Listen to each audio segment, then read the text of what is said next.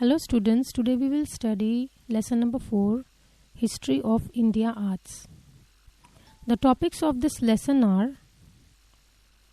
what is art, 4.2 Indian traditions of visual arts, 4.3 Indian traditions of performing arts, 4.4 art applied, art and professional opportunities. So let's begin 4.1, what is art? It is a natural human instinct to want to share his experience, wisdom, and also emotions. When that instinct results in a beautiful creation, it is acknowledged as art. The artist's power of imagination, sensibility, state of emotion, and his skills are the crucial factors at the root of artistic creation. Visual arts and performing arts. Artistic creations are of two types, visual arts and performing arts. The Sanskrit term for the first type is Drik Kala and for the second type is Lalit or Angik Kala. Many examples of prehistoric rock art have been discovered at many sites in the world. It proves that the origin of visual art is as old as the Stone Age man. Then what is folk arts and classical arts? There are two distinct traditions of art, folk art and classical art. Folk art is a tradition that has continued from the prehistoric times. The expression of folk art is a natural part of people's way of living. Hence, its expression is spontaneous. Folk art is created by collective participation of the members of a social group. Classical art, on the other hand, is expressed within an established frame of consistent rules. It needs a prolonged training to master any form of classical art. Then, what is style in art? Artists tend to have their own method of working. It is known as the style of the artist. When a style is adopted by many artists over a prolonged period of time, it may become a tradition. Such tradition gets established as an art style. Various art styles develop in every culture, which are characteristics of a certain period and region. Such styles are helpful in studying art history. The next topic is 4.2 Indian Traditions of Visual Arts, Drik Kala. Let's see this topic in detail. The art of painting and sculpting are visual arts. So, art of painting. What is art of painting? Paintings are two-dimensional. For example, sketches or paintings of nature, objects and individuals. They are done on various surfaces such as rocks, walls, papers, canvas of different types and earthen pots. The mural of Bodhisattva at Ajanta caves is one of the finest examples of the art of painting. The meaning of mural is painted directly on walls. Any piece of artwork which is applied directly on walls are known as the mural. Folk styles of paintings. Let's see what is folk styles of paintings. Rock paintings dating to Stone Ages have been discovered in many countries. In India, there are rock painting sites in the states of Madhya Pradesh, Uttar Pradesh, Bihar, Uttarakhand, Karnataka, Andhra Pradesh and Telangana. The rock paintings in the caves at Bhimbetka are famous. Bhimbetka is a World Heritage Site. Rock paintings usually depict human, animal and geometric figures. However, the style of rock paintings seem to be changing according to the cultural changes from Stone Ages to the beginning of agriculture. The change is visible in the depiction of flora and fauna, or it may be evident in the style of portraying various figures and also in the colors that were used. Black, red, and white colors were used in the rock paintings, which were made from natural substances. With the help of rock paintings, we can understand the knowledge of ancient people about their natural surroundings and also the way they exploited available natural resources. The tradition of folk style of paintings closely resembles the style of rock paintings. Customs such as decorating the house walls and courtyards, rangoli by drawing various figures and symbols of using panels of paintings to narrate stories helped to develop regional styles of folk paintings. Do you know the traditions of Varli painting and Pingul or Chitrakathi in Maharashtra are among the finest examples of folk style of paintings. Jivya Somya Mashe, the artist in Thane district, has played a great role in making the Varli style of paintings very popular. He has been honored with a number of national and international awards for his paintings. In the year 2011, he was awarded Padam Shri. It is interesting to know the tradition of Chitrakathi is mentioned in Manasolas, a book written by the Chalukya king Someshwara in the 12th century CE. It confirms the antiquity, ancient past of this tradition. The tradition of narrating stories from Ramayana or Mahabharata with the help of wooden puppets and paintings is known as Chitrakathi or Pinguli tradition. The people who still practice the art of Pingul live in a village called Pinguli. They belong to Thakar tribal community. It is located in the Konkan region near Kudal. The Chitrakathi pictures are drawn on a paper and painted in colors made from natural substances. It takes 30-50 pictures to complete the narration of a single story. These pictures are preserved very carefully and handed down from one generation to another. The artists and the government are trying to preserve the tradition, which is on the verge of extinction. The next topic is classical styles of painting. So, what is classical styles of painting? The ancient Indian texts have explained various aspects of arts in great details. There are altogether 64 arts mentioned in these texts. The art of painting is mentioned as Alekhyam or Alekhya Vidya in these. It is said to have 6 main aspects. Shadange, the ancient Indian scholars studied these 6 aspects very minutely. So, which are these 6 aspects?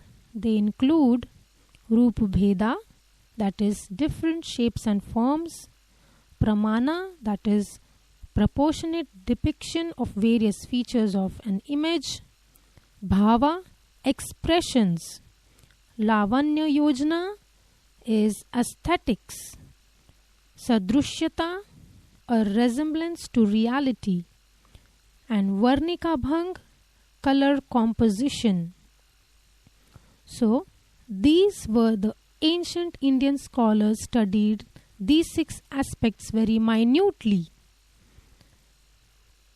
Agama texts of various religious sects, Puranas and Vastu Shastra texts explain the art of painting and sculpting in the context of temple architecture. So let's study miniature paintings in manuscripts. Let's study this topic in detail. The miniature paintings in the early manuscripts show an influence of Persian style. The Deccan miniature style was developed under the patronage of the Deccan Sultanates. During the reign of Akbar, the Mughal emperor, the Mughal miniature style showing a blend of Indian and Persian styles was developed. What was Western style of painting? In the British period, Indian artists came under the influence of European style of painting. An art school was established under the leadership of James Wales, a Scottish artist, in the times of Savai Madhavrao Peshwe in Shaniwarwada in Pune. He had done a portrait of Savai Madhavrao and Nana Fadnavis Gangaram Tambat, a Marathi artist who worked with Wales, deserves a special mention here. He had made drawings of the rock-cut caves at Verul and Carle. Some of his drawings are preserved in the Yale Centre of British Art of Yale University. Exact portrayal of the object of the painting is characteristics of the European style. A number of renowned artists were trained in the J.J. School of Art and Industry, which was established in 1857 CE, offering courses in European style of painting. Pestonji Bomanji, an alumni of this school, made replicas of Ajanta paintings. He was the graduate of this school. Sculptural art. Now, what is sculptural art? Sculptures are three-dimensional, such as images, statues, pots, and objects. With artistic embellishment, for creating sculptures, either rock or metal or clay is used. Rock sculptures are made by carving. Metal sculptures are made with the help of molds, and clay sculptures are formed either directly with hands or by using molds. The entire temple of Kailasa at Verul is a unique monolithic sculpture carved out of a single rock. The lion capital of the Ashokan pillar found at Sarnath is the national emblem of India. The next topic is folk styles of sculptural art. The sculptural art is also as ancient as the art of painting, dating back to the Stone Ages. Carving tools out of stone can said to be the beginning of sculptural art. The custom of making clay images for rituals has been prevalent in India since Harappan times. It has continued till today in many regions like Bengal, Bihar, Gujarat, Rajasthan, etc. The Ganesha idols, masks and Gauri, bull figurines made for the festival at Bailpola, wooden memorials, virgals, memorial stones, the decorated clay storage bins, etc. are a few examples of the folk traditions of the sculptural art. The next topic is classical styles of sculptural art. Let's see this in detail. The Harappan seals, stone and bronze statues tell us about the 5,000 years old or even older tradition of the Indian tradition of sculptural art. It is said that the tradition of carving out stone sculptures of larger size began in the Mauryan period with the Ashokan pillars. The Sanchi Stupa was erected in Emperor Ashoka's time. However, the beautiful sculptural embellishments of the stupa are supposed to be later additions. The sculptures at Barhut are testimonies of the continuous development of sculptural art in India. Buddhism was spread far and wide in many countries outside India. The tradition of erecting Buddhist stupas began in those countries as well. The stupa at Borobudur in Indonesia is the largest stupa in the world. It was built during the 8th-9th century CE. It was declared as a World Heritage Site in 1991. Indian iconography. Let's see this in detail. What is Indian iconography? The Gandhara school of art came into being in the 2nd century BCE in Afghanistan and neighboring regions. It had Greek and Persian influence. The 1st to 3rd century CE, that is, the Kushana period, saw the rise of Mathura school of art. The Mathura school laid the foundation of Indian iconography. Iconography is a branch of knowledge which includes everything about making of images of gods and goddesses. The Kushana kings made use of images of various deities on their coins. During the period of Gupta Empire, the iconographic rules were formulated and standards for sculptural art were set. The art of making bronze images was developed under the patronage of Chola kings during 9th to 13th century. Bronze idols of gods and goddesses like Siva Parvati, Nataraj, Lakshmi, Vishnu, etc. were made in this period. Agriculture and sculpture. Let's see agriculture and sculpture in detail. There are a number of rock-cut caves in India. The tradition of rock-cut caves originated in India in the 3rd century BCE. Technically, the entire composition of a rock-cut cave represents a union of architecture and sculptural art. Its entrances, interiors with its carved columns and images are excellent specimens of sculptural art. The paintings on the walls and ceilings have survived in some of the caves still today. The rock-cut caves at Ajanta and Verul in Maharashtra were declared as World Heritage in 1983. The temple architecture in India began to develop around 4th century CE during the Gupta period. The temples built at the beginning of the Gupta period had only the sanctum sanctorum, that is, Garbha Girha, and a veranda with 4 columns. The temple architecture in India had reached its peak by the 8th century CE. This is easily testified by the magnificent composition of the Kailas temple of Verul. By the medieval period, various styles of temple architecture had developed in India. The styles of temple architecture are identified by the style of the tower Shikhara, the Nagara style of North India and the Dravida style of South India are the 2 principal styles of Indian temple architecture. A blend of these 2 styles is known as Vesara style. The Bhumija style seen in Madhya Pradesh and Maharashtra has a close resemblance to the Nagara style from the structural viewpoint. In the Bhumija style, series of miniature towers are arranged which become smaller toward the top.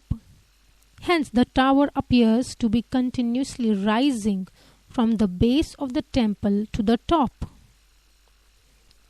It is interesting to know temples in Maharashtra built in 12th to 13th century are known as Hemadpanti temples.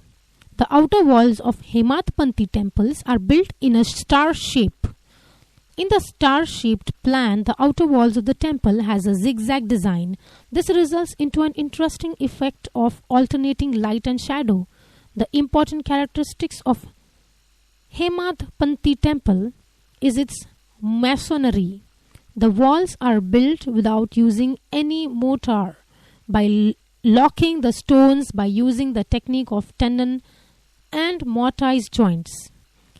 The Ambreshwar temple at Ambarnath near Mumbai, Gondeshwar temple at Sinnar near Nasik, Aundha Nagnath temple in the Hingoli district are a few finest examples of the Hemadpanti style. Their plan is star-shaped. The Hemadpanti temples are found at several places in Maharashtra.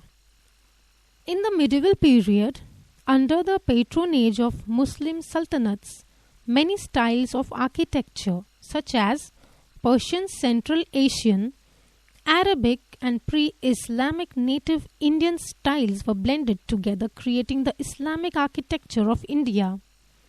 Many beautiful buildings were created. The Qutub Minar at Mehrauli near Delhi, Taj Mahal at Agra, Gol Gumbaz at Bijapur in Karnataka are the world famous examples of the Islamic architecture of India. The construction of the building of Qutub Minar started during the reign of Qutubuddin Aibak, 12th century CE, and was completed in the reign of Iltutmish, 13th century. Qutub Minar is the highest minaret in the world. It is 73 meters to 40 feet in height. The Qutub Minar complex of buildings has been declared as a World Heritage. The Mughal Emperor Shah Jahan built Taj Mahal in the memory of his Queen Mumtaz Mahal. The Taj Mahal is looked upon as the paramount example of the beauty of Islamic architecture in India. This world famous building has been declared as World Heritage by UNESCO. The Gol Gumbaz at Bijapur in Karnataka was built in the 17th century CE. This grand building houses the burial of Muhammad Adil Shah of Bijapur. Inside the dome, after which the building is named, there is a round gallery. Even a slight whisper by a person standing in this gallery can be heard everywhere, and its somebody claps. From here, its echo can be heard many times. During the British period, a new architectural styles arose in India. It is known as Indo-Gothic architectural style. Buildings like churches, government offices, residences of top officials, railway stations were built in this style during the British period. The building Chhatrapati Shivaji Maharaj Railway Terminus, Mumbai, is the finest example of the Indo-Gothic architecture, and it is a World Heritage Site. Let's see topic 4.3, Indian Traditions of Performing Arts. Traditions of performing folk arts. India has independent and varied traditions of folk songs, folk instrumental music, folk dances and folk theatre, which are characteristics of every particular region. There exist many rich traditions of performing folk arts in Maharashtra. Also, they developed as an integral part of the religious festivals and social life. To name a few as examples, we may mention Koli dance, Tarapa dance, Dashavatar of Konkan, Pawada Kirtan, and Jagar Gondal, etc. Let's see next topic, traditions of classical performing arts. India has a rich heritage of classical performing arts too. The text of Natya Shastra, written by Bharat Muni, is supposed to be the earliest one discussing music and theatre. The 9 moods, 9 rasas supposed to be fundamental in the presentation of Indian performing arts are Shringar, love, Hasya, humor, Bibhasta, repulsion, Raudra, terrible, Karuna, sad, Veer, heroic, Bhayanak, fearful, Abhut, wondrous, and Shant, peaceful. So these are the 9 moods, 9 rasas, which are supposed to be the fundamentals in the presentations of Indian performing arts. Indian people came into contact with cultural traditions of other nations, and that resulted into blending of many different streams in the presentation of Indian performing arts, enriching them over time.